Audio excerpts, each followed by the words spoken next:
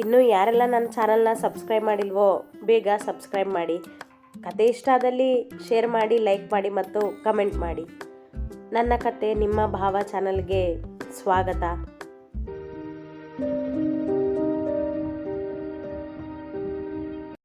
ಶ್ರೀ, ನೀನು ಉದ್ದ ಕೂದಲನ್ನ ಹೆಣೆಯೋ ಅಷ್ಟರಲ್ಲಿ ನನ್ನ ಕೈ ನೋವು ಬಂತು ನೋಡು ಎಂದ ಕೃಷ್ಣ ಅವಳ ಜಡೆಯನ್ನು ಬಂಧಿಸಿ ಅವಳ ಭುಜದ ಮೇಲೆ ಹಾಕಿದ.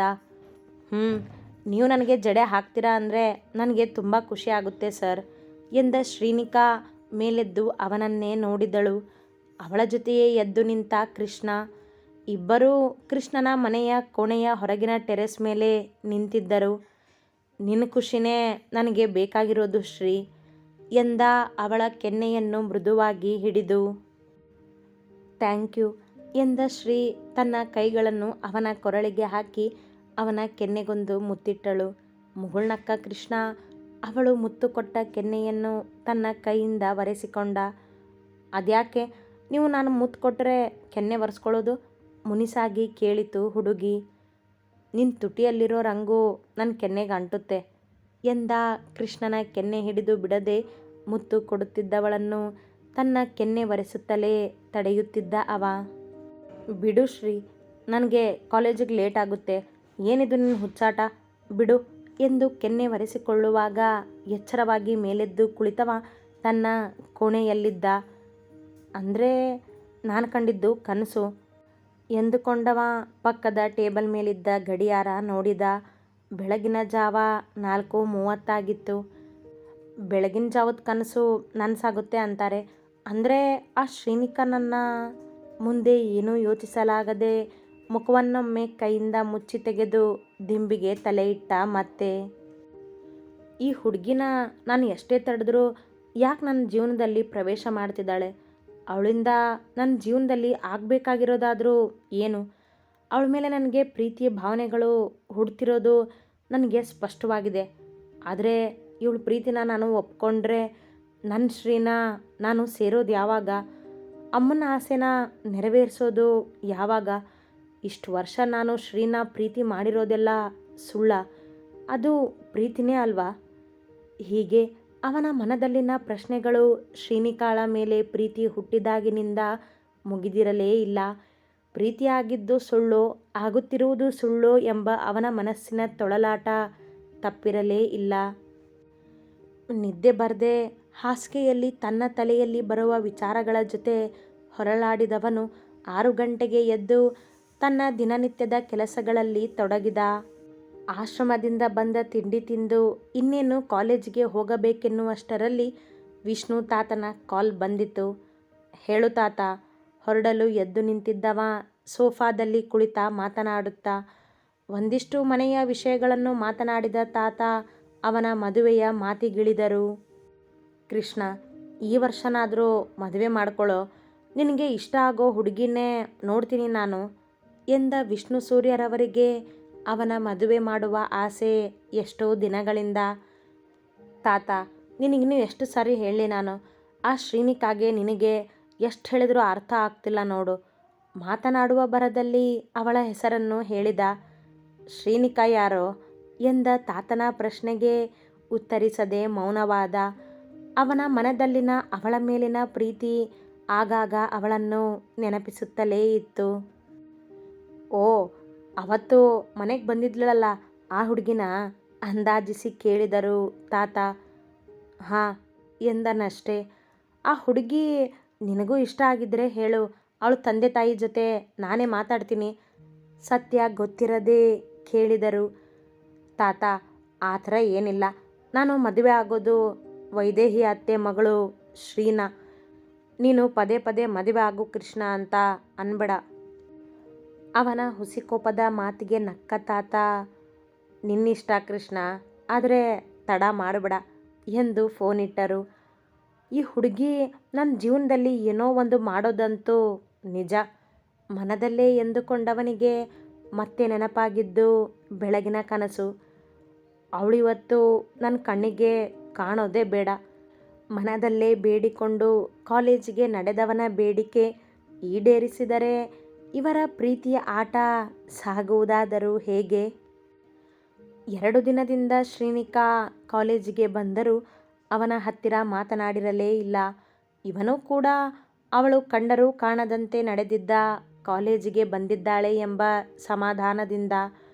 ಆದರೆ ತನ್ನ ಕ್ಲಾಸಿಗೆ ಮಾತ್ರ ಅವಳು ಅಟೆಂಡ್ ಆಗದೇ ಇದ್ದದ್ದು ಅವನಿಗೆ ಅಳುಕಿತ್ತು.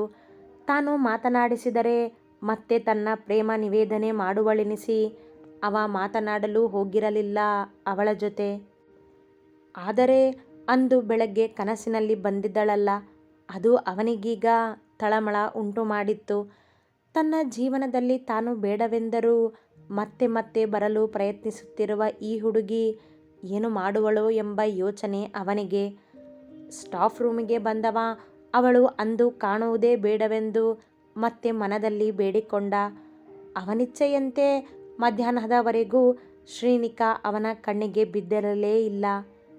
ರೂಪಾ, ತಗೊಳ್ಳಿ ಕಾಲೇಜ್ ಫೀಸ್, ಮತ್ತೇನಾದರೂ ಹೆಲ್ಪ್ ಬೇಕಿದ್ರೆ ಕೇಳಿ ಎಂದು ತನ್ನ ಪರ್ಸ್ನಿಂದ ಹಣ ತೆಗೆದು ಎದುರಿಗೆ ನಿಂತಿದ್ದ ಹುಡುಗಿಯ ಕೈಯಲ್ಲಿಟ್ಟ ಕೃಷ್ಣ. ತನ್ನ ಕ್ಲಾಸಿನ ವಿದ್ಯಾರ್ಥಿಯೇ ಅವಳು. ಅವಳಿಗೆ ಫೀಸ್ ಕಟ್ಟಲು ತೊಂದರೆಯಾಗಿದೆ ಎಂದು ಗೊತ್ತಿದ್ದ ಕೃಷ್ಣ ತಾನು ಅವಳ ಫೀಸ್ ಕೊಡುತ್ತೇನೆ ಎಂದು ಹೇಳಿದ್ದ. ಊಟಕ್ಕೆಂದು ಕ್ಯಾಂಟೀನಿಗೆ ಹೋಗುವಾಗ ಆ ಹುಡುಗಿ ಸಿಕ್ಕಳೆಂದು ಅವಳ ಜೊತೆ ಮಾತನಾಡುತ್ತಾ ನಿಂತ. ವೇದ್ ವಿಷಯ ಗೊತ್ತಿದ್ದರಿಂದ ಮುಂದೆ ನಡೆದ. ಥ್ಯಾಂಕ್ಸ್ ಸರ್ ಎಂದ ರೂಪಾ ಅವನ ಕೈಯಿಂದ ಹಣ ಪಡೆದು ಅವನಿಗೆ ಧನ್ಯವಾದ ಹೇಳಿದಳು ನಗುತ್ತಾ. ಇವರಿಬ್ಬರ ಈ ಮಾತುಗಳು ದೂರದಲ್ಲಿ ನಿಂತಿದ್ದ ಶ್ರೀನಿಕಾಳಿಗೆ ಕೇಳುತ್ತಿರಲಿಲ್ಲವಾದರೂ ಅವರಿಬ್ಬರು ಮಾತನಾಡುವುದು ಕಂಡು ಕೋಪ ಬಂದಿದ್ದಂತೂ ನಿಜವೇ. ನಾನು ಮಾತಾಡಿದ್ರೆ ನೋವಾಗುತ್ತೆ, ಹಾಗೆ ಹೀಗೆ ಅಂತ ಭಾಷಣ ಹೇಳ್ತಾರೆ. ಈಗ ಇವರು ಅವಳ ಜೊತೆ ಮಾತಾಡ್ತಾನೆ ನಿಂತಿದ್ದಾರೆ ನಗ್ತಾ ಎಂದು ಕೋಪದಲ್ಲಿ ಎಂದವಳೆ ಅವರಿದ್ದಲ್ಲಿ ನಡೆದಳು. ಸರ್, ಇದೇನು ಮಾಡ್ತಿದ್ದೀರಾ ನೀವು? ಕೋಪದಲ್ಲಿಯೇ ಬಂದು ಕೇಳಿದಳು ಶ್ರೀ ಕೃಷ್ಣನ ಪಕ್ಕ ನಿಂತು. ಅವಳ ಧ್ವನಿ ಕೇಳುತ್ತಲೇ ಅವಳನ್ನು ನೋಡದೆ ರೂಪಾಳನ್ನು ನೋಡಿ ನೀವು ಹೊರಡಿ ಎಂದ. ರೂಪಾ, ನಿಂತ್ಕೋ ಇಲ್ಲಿ. ಸರ್ ಜೊತೆ ನೀನೇನು ಮಾತಾಡ್ತಿದ್ದೆ? ಆ ಹುಡುಗಿಯನ್ನು ಕೋಪದಲ್ಲಿ ನೋಡುತ್ತಾ ಕೇಳಿದಳು. ಅದೆಲ್ಲ ನಿಮಗ್ಯಾಕೆ? ಈಗ ಶ್ರೀಯನ್ನು ನೋಡಿ ಎಂದವ ರೂಪಾಳನ್ನು ನೋಡಿ ಮತ್ತೆ ಹೋಗಿ ನೀವು ಎಂದ. ಅದು ಹೇಗೆ ಹೋಗ್ತಾಳೆ ಅವಳು? ನನಗೆ ಉತ್ತರ ಕೊಡದೆ ನೀವಿಬ್ಬರು ಇಲ್ಲಿ ಏನು ಮಾತಾಡ್ತಿದ್ರಿ ಅನ್ನೋದು ನನಗೆ ಗೊತ್ತಾಗಬೇಕು. ಕೃಷ್ಣನ ಮುಖವನ್ನೇ ನೋಡಿ ಎಂದಳು. ಅವನಿಗೇಕೋ ಅವಳ ಪ್ರಶ್ನೆ, ಅವಳ ವರ್ತನೆ ಸರಿ ಕಾಣಲಿಲ್ಲ. ನಾನು ಮಾತಾಡಿದ್ರೆ ನೋವಾಗುತ್ತೆ ಅಂತೀರಾ, ನಾನು ತುಂಬ ಕಾಟ ಕೊಡ್ತೀನಿ ಅಂತೀರಾ. ಈಗ ನೀವು ಮಾತಾಡ್ತಾ ನಿಂತಿದ್ದೀರಲ್ಲ, ಅದು ನನಗೆ ನೋವಾಗೋಲ್ವಾ? ನನ್ನ ಜೊತೆ ಮಾತಾಡದೇ ಇರೋದು ಇವಳ ಹತ್ರ ಏನಿದೆ ನಿಮಗೆ ಮಾತಾಡೋಕ್ಕೆ? ತನ್ನ ಅಂತಸ್ತಿನ ಸೊಕ್ಕನ್ನು ಅವನ ಮುಂದಿಟ್ಟಳು ಕೋಪದಲ್ಲಿ. ನಿಮಗಿದೆಲ್ಲ ಬೇಡವಾಗಿದ್ದು, ಸೊ ಲೀವ್ ನಾವು. ಕೋಪದಲ್ಲಿ ಅವಳನ್ನು ನೋಡುತ್ತಾ ಎಂದ ಕೃಷ್ಣನ ಧ್ವನಿ ಹಾಗೆಯೇ ಇದ್ದರೂ ಮುಖದಲ್ಲಿ ಗಂಭೀರತೆ ಇತ್ತು. ನನಗೀಗ ಗೊತ್ತಾಗಬೇಕು ಅಷ್ಟೇ, ಕೊಂಚ ಜೋರಾಗಿಯೇ ಚೀರಿದಳು. ಅವಳ ಧ್ವನಿ ಕೇಳಿ ಹೆದರಿದ ರೂಪಾ, ಸರ್, ನನಗೆ ಈ ಹಣ ಬೇಡ, ತಗೊಳ್ಳಿ. ನನ್ನಿಂದ ನಿಮ್ಮಿಬ್ಬರ ಮಧ್ಯೆ ಜಗಳ ಆಗೋದು ಬೇಡ. ಶ್ರೀ ನಿಮ್ಮ ಮೇಲೆ ಕೋಪ ಮಾಡ್ಕೋತಾಳೆ ಎಂದು ಬಿಟ್ಟಳು ಅವರಿಬ್ಬರ ಬಗ್ಗೆ ಗೊತ್ತಿದ್ದರಿಂದ. ರೂಪಾ, ನಿಮಗೆ ನಾನು ಸಹಾಯ ಮಾಡಿದ್ದು, ಇದರಲ್ಲಿ ಇವರ ಅವಶ್ಯಕತೆ ಇಲ್ಲ. ನಮ್ಮಿಬ್ಬರ ಮಧ್ಯೆ ಏನೂ ಇಲ್ಲ ಅಂದಮೇಲೆ ಜಗಳ ಆಗೋದಿಲ್ಲ, ಕೋಪನೂ ಇಲ್ಲ. ಸೊ ತಗೊಳ್ಳಿ ಈ ಹಣನ, ಹೋಗಿ ಮೊದಲು ಫೀಸ್ ಕಟ್ಟಿ. ರೂಪಾಳ ಮುಖ ನೋಡಿ ಎಂದವ ಅವಳನ್ನು ಅಲ್ಲಿಂದ ಕಳುಹಿಸಿದ. ಸತ್ಯ ಗೊತ್ತಾದ ಈ ಹುಡುಗಿ ಮುಖ ಸಣ್ಣದು ಮಾಡಿಕೊಂಡು ಅವನನ್ನೇ ನೋಡುತ್ತಾ ನಿಂತಿದ್ದಳು. ಅವಳನ್ನು ನೋಡದೆ ಮುಂದೆ ಹೋಗಲು ಹೆಜ್ಜೆ ಇಟ್ಟ ಕೃಷ್ಣನ ಕೈ ಹಿಡಿದಳು. ಅವಳತ್ತ ತಿರುಗಿದವ, ಕೈ ಬಿಡಿ, ಇದು ಕಾಲೇಜ್. ಕೊಂಚ ಕೋಪದಲ್ಲಿ ಎಂದವ ಅವಳಿಂದ ತನ್ನ ಕೈ ಬಿಡಿಸಿಕೊಂಡ. ಸಾರಿ ಸರ್ ಎಂದಳು ಮುಖ ಕೆಳಗೆ ಮಾಡಿ ಪಶ್ಚಾತ್ತಾಪದಲ್ಲಿ. ಮಾತಾಡೋದಕ್ಕೂ ಮೊದಲು ನಾವೇನು ಮಾತಾಡ್ತಿದ್ದೀವಿ ಅನ್ನೋದ್ರ ಎಚ್ಚರ ಇರಬೇಕು. ಜೊತೆಗೆ ನಾವು ಮಾತಾಡೋ ಮಾತು ಎದುರು ನಿಂತವರಿಗೆ ನೋವಾಗುತ್ತೋ ಇಲ್ವೋ ಅನ್ನೋ ಪ್ರಜ್ಞೆ ಇರಬೇಕು. ಇದೆಲ್ಲಕ್ಕಿಂತ ಮೊದಲು ತಾಳ್ಮೆ ಇರಬೇಕು ಗಂಭೀರವಾಗಿ ಹೇಳಿದ ಅವ. ಅವನಿಗೆ ಅವಳ ಮಾತು ನೋವು ಕೊಟ್ಟಿದ್ದಂತೂ ನಿಜವೇ. ನನಗೆ ಗೊತ್ತು ನಿಮಗೆ ಕೋಪ ಬಂದಿದೆ ಅಂತ. ಸಾರಿ ಸರ್ ಅವನನ್ನು ನೋಡಿ ಮುಖ ಕಿವುಚಿ ಎಂದಳು. ಅವ ಉತ್ತರಿಸದೆ ಕ್ಯಾಂಟೀನಿಗೆ ನಡೆದ. ತನ್ನ ತಪ್ಪಿನ ಅರಿವಾಗಿ ಅಲ್ಲಿಯೇ ಇದ್ದ ಕಟ್ಟೆಯ ಮೇಲೆ ಕುಳಿತಳು ಶ್ರೀ ಅವನ ದಾರಿ ಕಾಯುತ್ತಾ.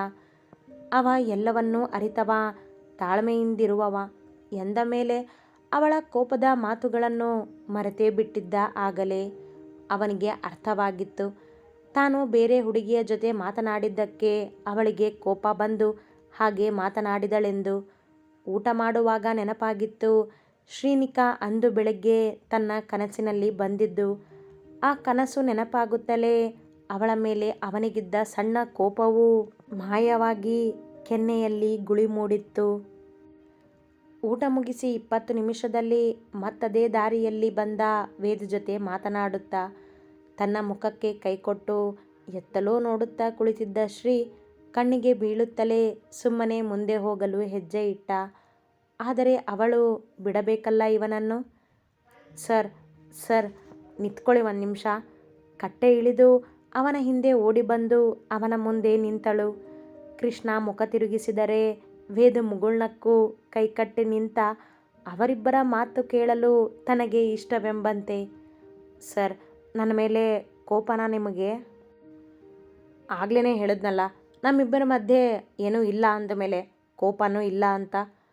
ಅವ ತನ್ನ ಕೋಪ ಮರೆತು ಶಾಂತವಾಗಿಯೇ ಮಾತನಾಡಿದ. ಸರ್, ನನಗೆ ಗೊತ್ತು ನಿಮಗೆ ನನ್ನ ಮಾತಿಂದ ಕೋಪ ಬಂದಿತ್ತು ಅಂತ. ನಿಮ್ಮನ್ನು ಪ್ರೀತಿಸ್ತೀನಿ ಅಂದಮೇಲೆ ಇಷ್ಟು ಅರ್ಥ ಮಾಡ್ಕೊಳ್ಳಲ್ವಾ ನಾನು? ಅವಕಾಶ ಸಿಕ್ಕರೆ ತನ್ನ ಪ್ರೀತಿಯನ್ನೇ ಇವಳು ಹೇಳುವುದು. ಇಷ್ಟೆಲ್ಲ ಗೊತ್ತಿರೋರಿಗೆ ಪ್ರೀತಿಯಲ್ಲಿ ಅನುಮಾನ ಇರೋಲ್ಲ ಅನ್ನೋದು ಗೊತ್ತಿಲ್ವಾ? ತನ್ನ ಜೇಬಿನಲ್ಲಿ ಕೈ ಇಟ್ಟು ನಿಂತಿದ್ದ ವೇದ್ ಅವಳನ್ನೇ ನೋಡುತ್ತಾ ಎಂದ. ಅದು ಅನುಮಾನ ಅಲ್ಲ, ಹೊಟ್ಟೆ ಉರಿ ಸರ್. ನಿಮ್ಮ ಜೊತೆ 2 ದಿನದಿಂದ ನಾನು ಮಾತಾಡಿಲ್ಲ. ನೀವು ಬೇರೆ ಹುಡುಗಿ ಜೊತೆ ಮಾತಾಡೋದನ್ನು ನಾನು ನೋಡಿದಾಗ ನನಗೆ ಹೇಗಾಗ್ಬೇಡ ಯೋಚನೆ ಮಾಡಿ ನೀವೇ. ಕೃಷ್ಣನನ್ನೇ ನೋಡಿ ಸರಾಗವಾಗಿ ಅವನಿಗೆ ಹೇಳಿದವಳು ಮುಖ ಕೆಳಗೆ ಮಾಡಿ ನಿಂತಳು. ಇದು ಪಾಯಿಂಟ್ ಕರೆಕ್ಟ್ ಎಂದ ವೇದ್. ಕೃಷ್ಣ ಅವನನ್ನೊಮ್ಮೆ ನೋಡಿದನಷ್ಟೇ. ಸರ್ ಎಂದಳು ಶ್ರೀ ಕೃಷ್ಣನನ್ನೇ ನೋಡುತ್ತಾ. 2 ದಿನ ಹೇಗೆ ನನ್ನ ಜೊತೆ ಮಾತಾಡದೇ ಇದ್ರಲ್ಲ ನೀವು, ಹಾಗೇ ಇರಿ ಇನ್ನು ಮುಂದೆ. ನನಗೆ ತುಂಬ ಹೆಲ್ಪ್ ಆಗುತ್ತೆ ನೀವು ಹಾಗೆ ಮಾಡಿದ್ರೆ. ಅವಳ ಮಾತಿನ ಸತ್ಯ ಗೊತ್ತಿದ್ದರೂ ಮನದಲ್ಲಿ ಸಂಕಟ ಹೊತ್ತು ಹೇಳಿದ. ಸರ್, ನನಗೆ ಆಗೋಲ್ಲ ಸರ್ ನಿಮ್ಮ ಜೊತೆ ಮಾತಾಡದೇ ಇರೋಕ್ಕೆ. ನೋಡಿ, ನೀವು ಕಾಲೇಜಿಗೆ ಬರೋದು ಓದೋಕ್ಕೆ, ಸೊ ಅದನ್ನು ಮಾಡಿ ಸಾಕು. ನನಗೆ ಗೊತ್ತು ನೀವು ನನ್ನ ಕ್ಲಾಸ್ ಅಟೆಂಡ್ ಆಗ್ತಿಲ್ಲ ಅಂತ. ನನ್ನಿಂದ ನಿಮಗೆ ಕ್ಲಾಸ್ ಮಿಸ್ ಆಗ್ತಿದೆ ಅನ್ನೋದು ನನಗೆ ತುಂಬ ಹರ್ಟ್ ಆಗ್ತಿದೆ. ಸೊ ಕ್ಲಾಸ್ ಮಿಸ್ ಮಾಡದೆ ಓದಿ ಚೆನ್ನಾಗಿ. ನನ್ನನ್ನು ಮಿಸ್ ಮಾಡ್ಕೋತಿದ್ದೀರಾ ನೀವು ಕ್ಲಾಸ್ನಲ್ಲಿ? ನಗುತ್ತಲೇ ತುಂಟತನದಿಂದ ಕೇಳಿದಳು. ನನ್ನ ಸ್ಟೂಡೆಂಟ್ಗೆ ನಾನು ಹೇಳಿದ್ದೀನಿ ಅಷ್ಟೇ. ಅಂದರೆ ನಿಮಗೆ ನೋವಾಗಬಾರ್ದು ಅಂತ ನಾನು ಕ್ಲಾಸಿಗೆ ಬರಬೇಕಾ ಸರ್? So selfish sir. ಹಾಗೆ ಅಂದ್ಕೊಳ್ಳಿ. ಅವಳ ಮುಖ ನೋಡಿ ಎಂದವ ಮುಂದೆ ಹೆಜ್ಜೆ ಇಟ್ಟ ಹೋಗಲು. ನನಗೆ ಕೋಪ ಬಂದರೆ ನಾನೇನು ಮಾಡ್ತೀನೋ ನನಗೆ ಗೊತ್ತಿಲ್ಲ ನೋಡಿ. ಮತ್ತೆ ಕೋಪಗೊಂಡು ಎಂದಳು ಅವನ ಹಿಂದೆ ನಿಂತು. ಏನು ಹೆದರ್ಸಿದ್ರ ನನ್ನ ನೀವು? ಅವಳತ್ತ ತಿರುಗಿ ಕೇಳಿದ ಕೃಷ್ಣ. ಅವನ ಪ್ರಶ್ನೆಗೆ ಉತ್ತರಿಸಲಾಗದೆ, ಈಗೇನು ನಿಮ್ಮ ಜೊತೆ ನಾನು ಮಾತಾಡಬಾರ್ದು ತಾನೆ? ಮಾತಾಡೋಲ್ಲ. ಆ್ಯಂಡ್ ನೀವು ನನಗೆ ನಾನು ಓದೋದ್ರ ಬಗ್ಗೆ ಹೇಳೋದಕ್ಕೆ ಬರಬೇಡಿ. ಕೋಪದಲ್ಲಿ ಎಂದು ನಡೆದು ಬಿಟ್ಟಳು ಅಲ್ಲಿಂದ ಅವನಿಗಿಂತ ಮೊದಲೇ. ಇವಳು ನಿನ್ನ ಜೊತೆ ಮಾತಾಡದೇ ಇರೋಕ್ಕೆ ಸಾಧ್ಯನೇ ಇಲ್ಲ ಕಿಟ್ಟಿ. 2 ದಿನ ಬಿಟ್ಟು ಮತ್ತೆ ಬರ್ತಾಳೆ ನೋಡು ಎಂದ ವೇದ್. ನೋಡೋಣ ನಡಿ ಎಂದ ಕೃಷ್ಣ ಕ್ಲಾಸಿಗೆ ನಡೆದ. ಮತ್ತೊಂದು ವಾರ ಕಳೆದಿತ್ತು. ಶ್ರೀನಿಕಾ ಅವನ ಜೊತೆ ಮಾತನಾಡದೆ. ಕೃಷ್ಣನಿಗೆ ಆಶ್ಚರ್ಯವಾದರೂ ಹೀಗೇ ಇರಲಿ ಎಂದು ಅವಳ ಜೊತೆ ತನಗೆ ಮಾತು ಬೇಡವೆಂದು ಕಾಲೇಜಿನಲ್ಲಿ ಅವಳು ಕಂಡಾಗ ನೋಡಿಯೂ ನೋಡದಂತೆ ಇದ್ದ. ತನ್ನ ಮನದಲ್ಲಿ ಅವಳ ಮೇಲೆ ಪ್ರೀತಿಯ ಭಾವನೆಗಳಿದ್ದರೂ ಅದು ತನಗೆ ಗೊತ್ತಿದ್ದರೂ ಅವ ತೋರಿಸಿಕೊಳ್ಳಲಿಲ್ಲ. ಶ್ರೀನಿಕಾ ವಾರ ಪೂರ್ತಿ ಅವನ ಕ್ಲಾಸ್ ಅಟೆಂಡ್ ಆಗಿರಲಿಲ್ಲ. ಅವ ಎದುರಿಗೆ ಕಾಣುತ್ತಲೇ ಮುಖವನ್ನು ಊದಿಸಿಕೊಂಡು ಸರಿದು ಬಿಡುತ್ತಿದ್ದಳು. ಅವನಿಂದ ದೂರ ಇರಲಾಗದೆ ಕಾಲೇಜಿಗೆ ಬಂದು ಅವನ ಕ್ಲಾಸ್ ಅಟೆಂಡ್ ಆಗದೇ ಬೇಕೆಂದೇ ಅವನನ್ನು ತನ್ನತ್ತ ಸೆಳೆಯುವ ಆಟ ಅವಳದ್ದು. ಇವರಿಬ್ಬರ ಈ ಮುಸುಕಿನ ಗುದ್ದಾಟ ಅದೆಷ್ಟು ದಿನ? ಅವಳು ತಾನು ವರ್ಷಗಳಿಂದ ಪ್ರೀತಿಸುತ್ತಿರುವ ತನ್ನ ಅತ್ತೆಯ ಮಗಳು ಶ್ರುತಿ. ಅವಳೇ ತನ್ನ ಪ್ರೀತಿಯ ಶ್ರೀ ಎಂದು ಕೃಷ್ಣನಿಗೆ ಗೊತ್ತಾದರೆ ಅವನ ತಪಸ್ಸಿಗೆ ಫಲ ಸಿಕ್ಕಂತೆಯೇ. ಇನ್ನವನು ತನ್ನನ್ನು ಪ್ರೀತಿಸಲೇಬೇಕು, ತನ್ನ ಆಟಕ್ಕೆ ಅವ ತಲೆ ಬಾಗಲೇಬೇಕು ಎಂದು ಹಠ ಹಿಡಿದು ತನ್ನದೇ ದಾರಿಯಲ್ಲಿ ನಡೆಯುವ ಶ್ರೀನಿಕಾಳ ಗುರಿಯೂ ಮುಟ್ಟಿದಂತೆಯೇ. ಅವ ಇವಳ ಪ್ರೀತಿ ಒಪ್ಪಿದರೆ, ಇವರಿಬ್ಬರೂ ಬೇರೆಯ ದಾರಿಗಳಲ್ಲಿದ್ದರೂ ಅವರ ಗುರಿ ತಲುಪುವುದು ಇಬ್ಬರೂ ಒಬ್ಬರ ಪ್ರೀತಿಯನ್ನು ಒಬ್ಬರು ಒಪ್ಪಿಕೊಂಡಾಗಲೇ. ಆ ದಿನವೂ ಇನ್ನೇನು ದೂರವಿರಲಿಲ್ಲ. ಅತಿ ಹೆಚ್ಚಿನ ಕಥೆಗಳಿಗಾಗಿ ಹಿಂಬಾಲಿಸಿ ಪ್ರತಿಲಿಪಿ ಆ್ಯಪ್ನಲ್ಲಿ ಪ್ರತಿಮಾ SH ಅವರನ್ನು.